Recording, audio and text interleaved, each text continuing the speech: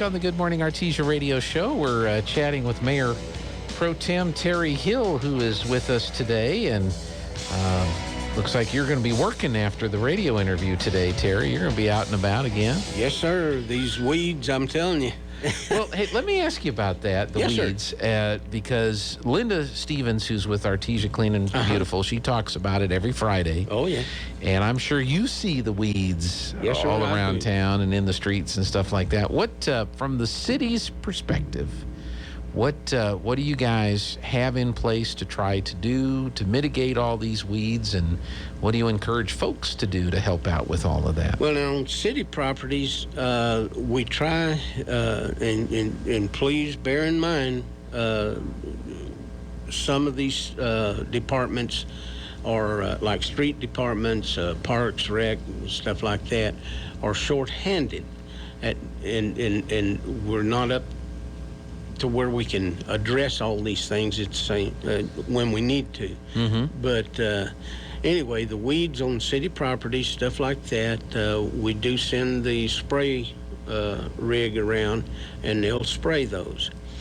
Then we have code enforcement, and everybody, Jesse Dominguez does an outstanding job trying to work with people anyway, to abate the weeds, especially in the alleyways,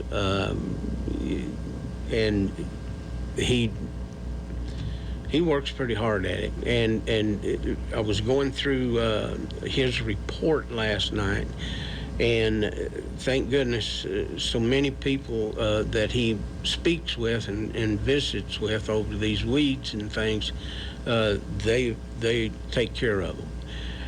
There's still some that are still open, his cases and what have you, but for the most part, people are making an effort. Of course, you're aware I have a mowing business, my own, and last year we didn't have much moisture, and this year, I'm telling you. You're pretty busy. I am busy. I'm covered up. I'm about 5-6 jobs behind right now. But Yeah. Anyway, keep getting calls, and we're addressing them quickly as we can. But anyway, that's what the city does. And then we just try to encourage people, to take care of them and get them cut down. This rain will stop eventually, and when it does, these things will become dry, brittle, and very conducive to fires and stuff like that. Out in surrounding areas around town that I've visited and what have you, the needle grass, and we all know how that needle grass is. When those winds start blowing, that grass will start piling up around our houses, barns, and stuff like that. Grills, oh yes, and grills. But anyway, so it's very important that people take it upon themselves and try to address these things as best they possibly can. I've seen it where on business property, Oh yeah. the spray will come along and the weeds will be 4 foot tall. Oh yeah. The spray will come along, and then you've got 4 foot tall brown dead weeds. Yep. So I mean, it's like a multi-step process. The Yep. first stop is to kill them, and then the second you really need to come by and clean those up. And I've seen a couple businesses in town that you wonder if they're open Yeah. because they've let the parking lot and the weeds and everything just kind of get out of hand in their property. So. Well, I went to one particular job a few days ago, and I knew there was a house back there because I seen the antenna sticking out. I mean, those weeds are huge. I mean, Yeah. they get big old stalks on them, and those are extremely difficult to deal with. But Yeah. anyway, we got it done. So, And- well, good. Well, folks, Yeah. take some time to get out there and kill those weeds, and do people report where they see unsightly weeds and stuff like that? Is there an option for them to do that? Sure there is. You can call over at the community development permits and stuff like that, and in Mr. McGuire's office. Jesse works under Mr. McGuire. Okay. And so anyway, Jesse's out there rooting around, looking for stuff, but it's not only the weeds, and stuff. Yeah. But yeah, there's other things that he's got to worry about. So. Yeah. Well, good. Let's read. Mayor Pro Tem Terry Hill is with us. We're looking at last night's agenda. There wasn't many things you guys could act on because you didn't have a full Absolutely. quorum, but you have been talking about some of the things you guys did. Yes, we also got a update from Mr. McGuire. Of course, we realize that the state has opened the state up to selling cannabis and what have you. Well, in doing that, they just said, you guys write your own, speaking of the communities and what have you, write your own ordinances and stuff like that. And so anyway, we thought, what? So anyway, But there's not much you can do. No. In other words, you can't say, well, we're going to write an ordinance and say no cannabis sales. Well, you can't do that. You can't do that. Yeah. Okay. And you can't treat the cannabis businesses any different than you would at, the auto parts store or That's the, right. the restaurant, That's right. So it's like you can write your own ordinance, but it sounds to me like they should have just sent you the ordinance and said, well, here you go. I don't know if they wrote it up, Gene, what did it come out like. But That's anyway, true. As it is, Mr. McGuire he's been tasked with kind of putting, gathering all the information that's out there that he possibly can. And these other communities are struggling as well with this. Right. And so anyway, they're looking over each other's shoulders and seeing what each are doing and what have you. But anyway, Jim has really been working on that. Roswell has put a little bit of stuff together, and some of the other communities, and they're all kind of looking at those, and then we're adding this and that, and the state did say, you couldn't be in some of their guidance, one-page guidance, you couldn't put it within 300 feet of a school or something like that. So anyway, I heard last night during the report that an individual had been up to Colorado and said those stores are just side by side by side on Main Street. And so anyway, we're struggling with that. It just amazes me. It just amazes me, Gene, that look back at all the effort, all the untold amount of money and everything that was put forth to encourage people to not smoke. Still to this day. Absolutely. Yeah. But there's been a big shift. There's been a big change. You don't see that many people that are continuing to do that. However, now the state comes in and opens up a cannabis business. Mm-hmm. What? It's okay to smoke this. Yeah. Can't smoke this. Yeah. Well, then it was asked last night. It was asked, well, can they just be smoking, walking down the sidewalk downtown, and can they be openly smoking and stuff like that? Well, I don't know. See, there's so many things, Gene, that we don't know. And so anyway, we're trying our best to stay within the legal bounds on this stuff. But what areas in Artesia should be accessible to these businesses opening up? Mm-hmm. We have the art district. Mm-hmm. Should we include that? No, we've already determined no. That's marked off. We don't want any in that. Okay. So anyways, stuff like that, but we're a while out yet. We're trying our best. I think I forget what the deadline might be, but anyway, we're trying our best to get something formulated, get it through committee, council, and Public input, I guess. public input. Absolutely, yes. It's, I don't know how many, according to the population, how many businesses can be started. Yeah, or how many would that and support? Yeah. Are we gonna become the recreational pot mecca of southeast New Mexico, and everybody from far and wide come?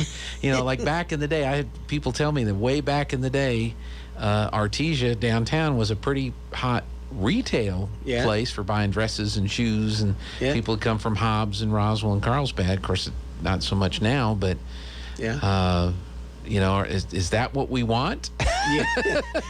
I tend to think probably not here. But some communities are going to look at it that way. Oh, I know, and it's all tied to the dollar. The taxes and the state scene. I guess they bought into it with the tax incentive, but it's I'm not so sure. Question arose again last night. Another question. Well, if you driving down the street, can you legally smoke in your car? Smoke that pot. Yeah, because you can smoke cigarettes in your car. Yeah. But cigarettes don't necessarily place you under the influence like a narcotic or like absolutely alcohol. Gene. I'm under the influence of caffeine. Yes. Which is a drug. And I drive and drink coffee, but should I drink coffee and smoke pot at the same time? Yeah. It's do you do that? Yeah. Well, I haven't done lately. No. Because anyway, if you're in the car and you are smoking it, are you violating some type of traffic ordinance? Right. See, then how do you approach that? How would the police have? So the chief is involved in his input into it. We're taking input from everybody that Jim can round up. But it's forthcoming. Mm-hmm. It's forthcoming. So we'll see how this thing shakes out. We're just hoping to have this thing in place prior to that officially opening up. Yeah. I think I read where the state is going to start considering some of the permits from the manufacturers. September 1, but I think April of next year is when they want the cities correct. And everybody to have their stuff ready. So, the world, she's a changing. It's been a long time debate, obviously, but I just never thought I would live in a state where it was such a high priority for the governor that we had to have a special session and do all this stuff to get this passed. Yeah. And then all the effects that it's having on the municipalities and the cities. I really wish they would have put in a local option. Yes. And then the towns that want to embrace it can, and the towns that don't want it in their town can say, get out of here. But they didn't do that, did they? No, sir. No, sir, they didn't. And it's putting the onus on the communities, to have to set up and establish their own ordinances and what have you. And I don't know. Of course, I've been involved in approving liquor licenses and things like that, and requests for those. And some of the guidelines on that, you can't have one within 300 feet of a school, church, or something of that nature, Well, if we go back and we look at that, and then how do we handle that situation, the sale of alcohol, and now any of that fit with what we're trying to accomplish here in establishing the cannabis ordinances. So anyway, I don't know. You go back to the beer and selling beer and liquor and stuff. I've always been kind of tangled up here when I get to the point of, do you sell beer and gasoline at the same place? Mm-hmm. You see, used to have the old drive-through liquor stores, you know. Oh, yeah. But now we can't deny these guys, these people that are asking for these licenses, based on how I feel about that. Only if they meet 2 or 3 criteria, you know, can I raise a question against it. Yeah. But I just, you know, and then you have DWI coming asking you for funds to fight the DWI situations, and then you turn around and you're selling gas and liquor at the same place. Yeah. So I don't know. Yeah. And if a convenience store doesn't have a beer cave, they're probably not doing very well. Yeah. Because they sell a lot there. And then I think, was it the state Supreme Court recently said that it might be possible for the convenience store to be included in the people responsible for drunk driving. Yeah. So if somebody comes up and buys gas and they're considered to be under the influence, the store that sells the gas could be held culpable. Yes. Yeah. I'm like, well, it is. Yeah. But at the same, well, anyway, we're getting into the philosophical thing. What about the person that bought the beer, drank the beer, and drove the car? Aren't they responsible for any of this? You know, it seems like it's somebody else's fault that you know, people do dumb things, but some things kind of where we are now, right? Yeah.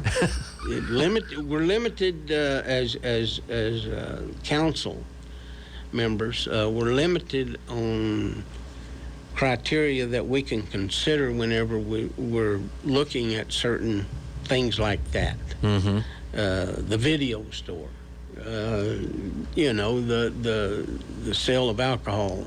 Now we're going into cannabis.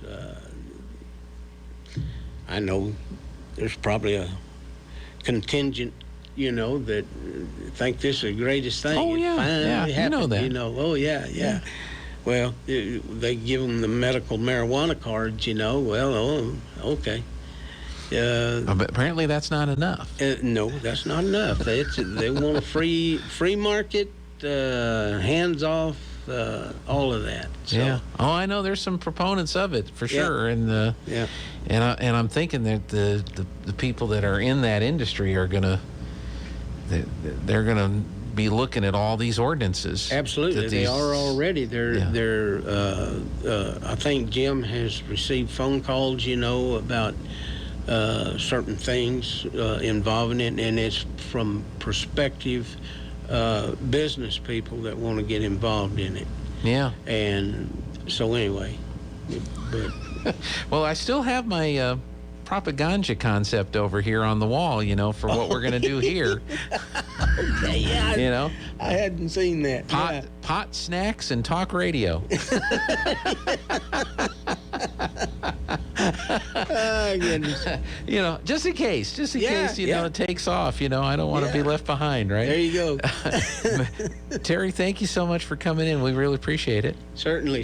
It's always a pleasure, Gene. All right. Thank you. You have a wonderful day.